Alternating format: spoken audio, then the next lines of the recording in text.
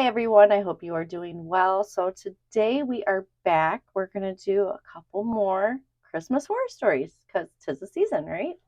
So let's just get into it because I already know there's not going to be no closure. We're never going to find out what happens to these poor souls. I must say souls, whatever. People, souls, to these poor, I don't know. Anyways, I got nothing. I got nothing, guys. So let's just get into it. Um, we're gonna do a couple, fill out time, and then we'll we'll see how many we do because I have no idea. All right, so we're gonna start off with a rainy night. A hammering on my bedroom door jolted me awake. It frightened me, but I went to see what it was. Nothing was there when I opened the door. I didn't think much of it. Later, the banging resumed, and I feared I was losing my mind. I went to check, but this time there was a box with my name on it when I opened my door. I returned to my room, shut the door, and opened the box. A solitary piece of paper in the box read, "Open the door, I dare you." She believed it was a joke at first, but when she opened her door this time, she spotted a doll down the corridor wielding a knife. Shut up. I don't like clowns and I don't like dolls. Like creepy ass dolls, I'm good.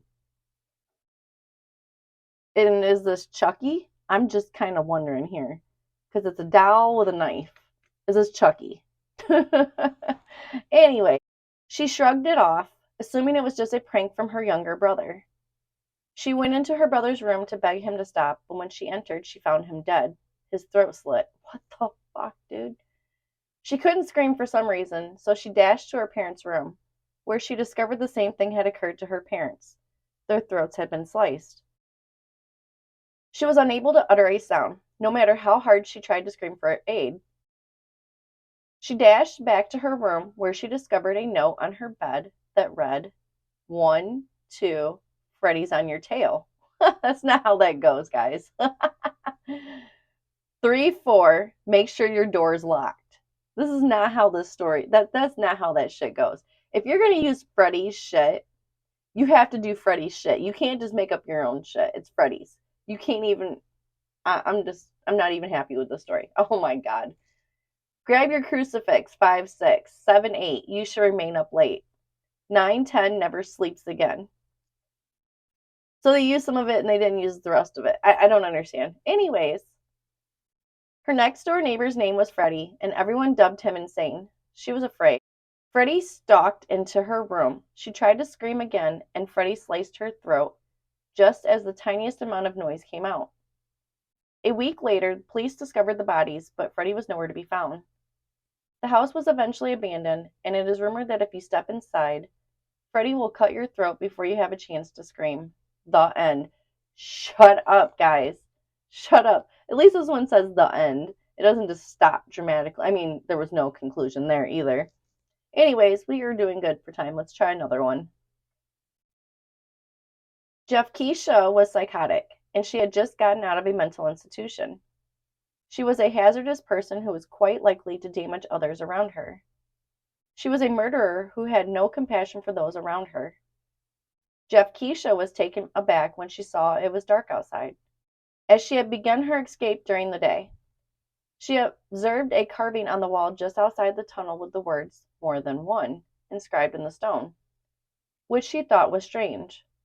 She had made it to the road, she was free, and she was ready for civilization, but only for a short while.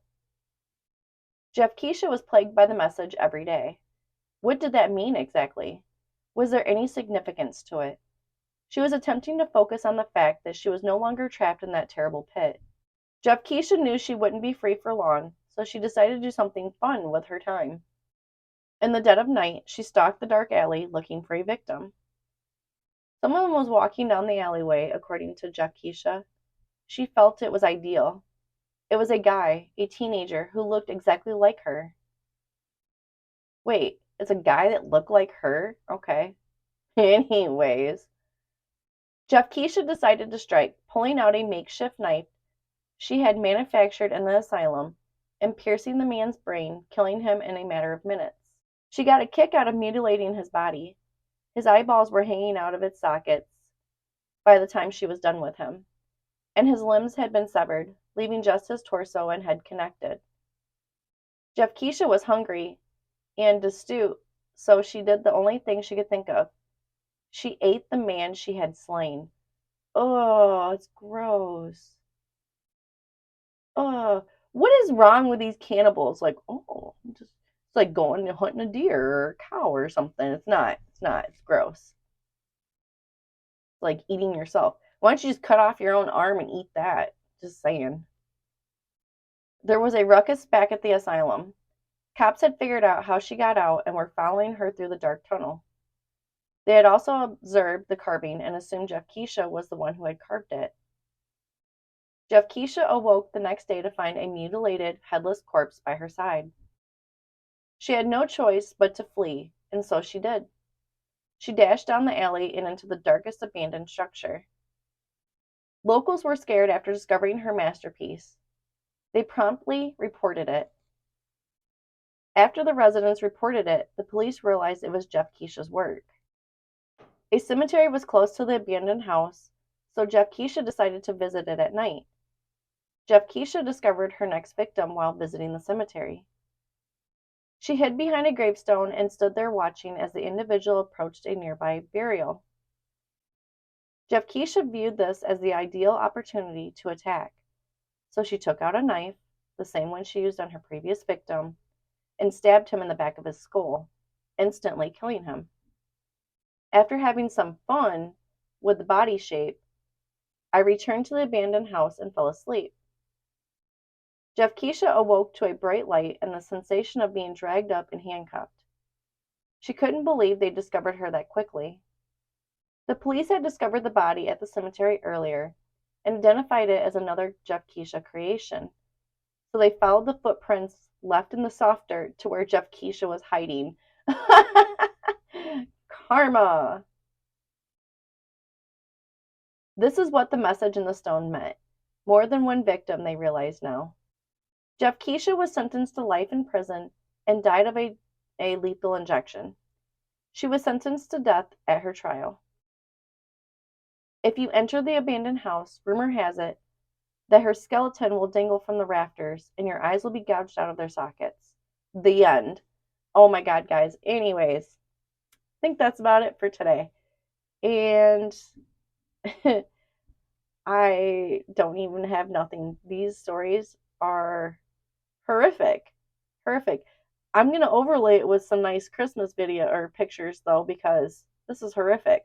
Anyways, if you guys liked my video, please give me a thumbs up. And if you guys want to see more videos like this, please subscribe. And as always, I appreciate you guys for watching. Have a great day. Thank you to my new subscribers. I appreciate you guys. And have a fabulous day. Thanks for watching. Bye.